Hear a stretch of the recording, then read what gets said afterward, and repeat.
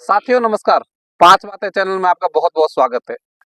आज हम गांव में बैठ करके बातचीत कर रहे हैं और गांव में जिन्होंने प्रतियोगिता परीक्षाओं में सफलता हासिल की है और उनमें से कुछ युवा मेरे साथ में है और इनसे पूछता हूं कि अगर हमें परीक्षाओं में पास होना है और किसी भी प्रतियोगिता परीक्षा में अगर सफल होना है तो उसके लिए किन किन बातों का ध्यान रखना चाहिए। मुझे उम्मीद है कि ये बातें आपके लिए भी काम आएगी। तो आओ थोड़ी सी चर्चा करते हैं।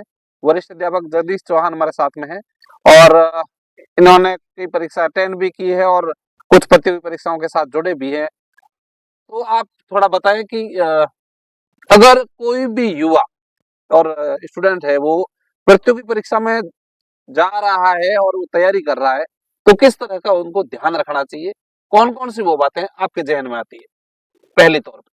नमस्कार भाई साहब, आपने बहुत ही गंभीर और अच्छा विषय चुना है क्योंकि देश में आज सबसे बड़ी समस्या है तो है बेरोजगारी।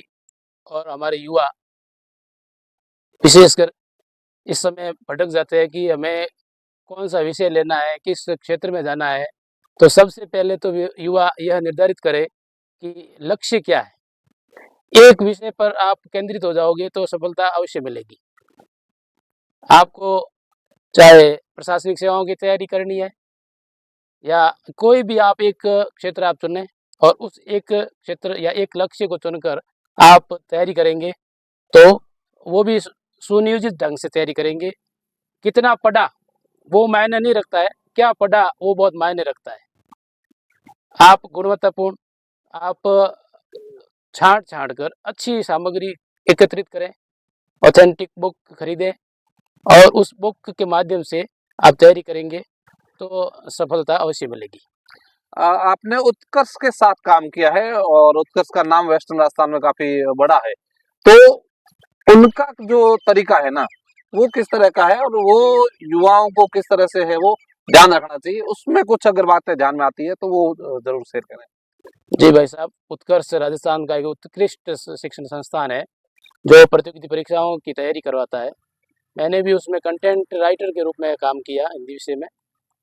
तो इसमें विशेष यही ध्यान रखा जाता है कि आजकल परीक्षाओं में क्या पूछा जाता है, किस प्रकार की सामग्री, किस प्रकार के प्रश्न आते हैं, उस प्रकार के प्रश्नों को ही विशेषकर कई बार अगर आप कम से कम 8-10 पेपर सेलेक्ट करें एक ही प्रतियोगिता परीक्षा की, जैसे आरएएस की हो या कोई भी, तो उसमें प्रश्न कई भी रिपीट काफ़ी होते हैं। तो रिपीट होते हैं, किस प्रकार के आते हैं और कहाँ से लेते हैं, जैसे एनसीईआरटी की बुक है या और भी राजस्थान ग्रंथागार है। इन अच्छी-अच्छी पुस्तकों का आप अध्ययन करें। और दूसरी बात, इसमें नियमितता बहुत ज़रूरी है। आप नियमित अध्ययन करेंगे तो सफलता ज़रूर मिलेगी। धन्यवाद। मैं एक और साथी से बात करूंगा जिन्होंने पटवारी की परीक्षा को उत्तीर्ण नहीं किया है, उसके साथ में है वो उन्होंने अभी अनुभव भी कर लिया है। तो मेरे साथ में साथी अनुज ओम पुनर है। तो आपने जब परीक्षा की तैयारी की और जब तैयारी कर रहे थे उस समय किस प्रकार की चीजें हैं वो ध्यान में रखे और सफलता लेने के लिए, सफलता प्राप्त करने के लिए क्या टारगेट रखा और किस तरह से उसको इस परीक्षा को क्रैक किया, उसमें क्या खास बातें हैं। नमस्कार।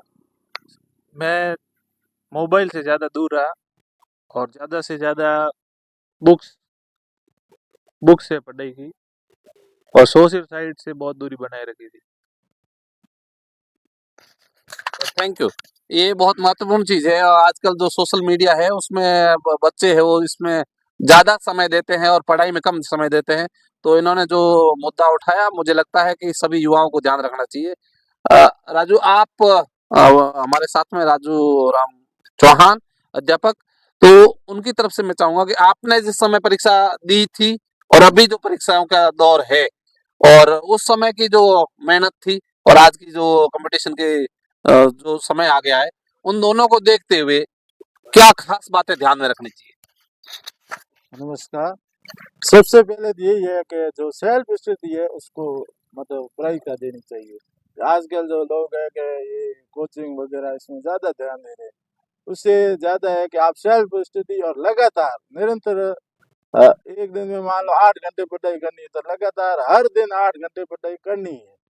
दूसरा काम छोड़ के लगातार निरंतर अभ्यास से सफलता प्राप्त कर सकते धन्यवाद।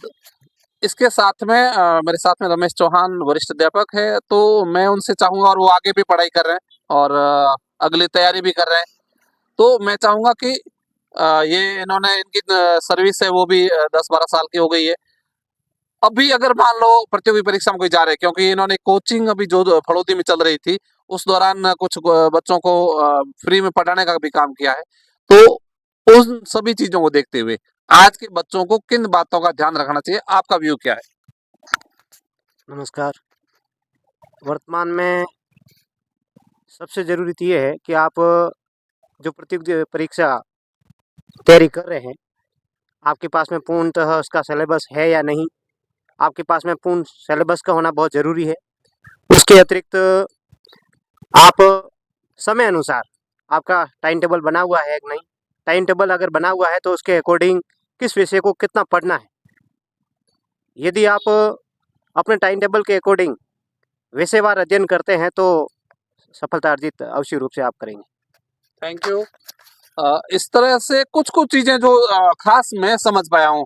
पहली चीज नियमितता, सोशल मीडिया से दूरी, आपका सिलेबस, आपका टाइम टेबल, और फिर जो बताया कि किस तरह से आपको कौन से विषय में जाना है, क्या करना है, आपका टारगेट तय है कि नहीं है।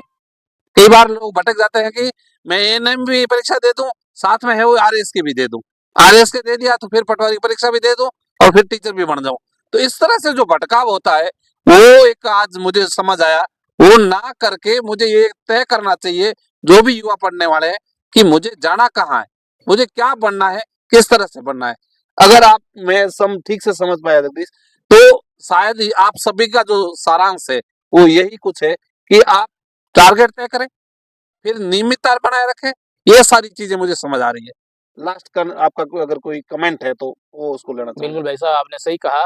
सार सार तो गही के थोथा दे उड़ाए। हमें तो जो सारांश रूप है उसको ग्रहण करना है, और अगर व्यक्ति मेहनत करता है, सच्चे दिल से हार्ड वर्क करता है, तो कहा भी गया है कि मेहनत करे मानवी, मेहनत राखे मान, बिन मेहनत रीजे नहीं, गुरु धनी भगवान। तो जो मेहनत करेगा उन्हें सफलता अवश्य मिलेगी। तो ये है युवाओं के लिए खासकर आज का हमारी चर्चा। हम चौपाल में बैठे थे और अभी हम बातचीत करने वाले हैं। यहाँ एक लाइब्रेरी है, उसको हम आगे बढ़ाने का सोच रहे हैं, युवाओं के लिए कुछ प्रयास कर रहे हैं। जिन्होंने सफलता हासिल की उनका साथ ले रहे हैं। ऐसा आप भी अपने गांव में कर सकते हैं। हर एक गांव में इस तरह के छोटे ग्रुप बने और वो ग्रुप आने वाले बच्चों को जो है वो पढ़ाए। ऐसा प्रयास सब जगह हो सकता है। तो आप सबको बहुत बहुत धन्यवाद, और जितना हो सके अपने साथियों के साथ शेयर करिएगा। बहुत बहुत धन्यवाद। जय हिंद, जय भारत।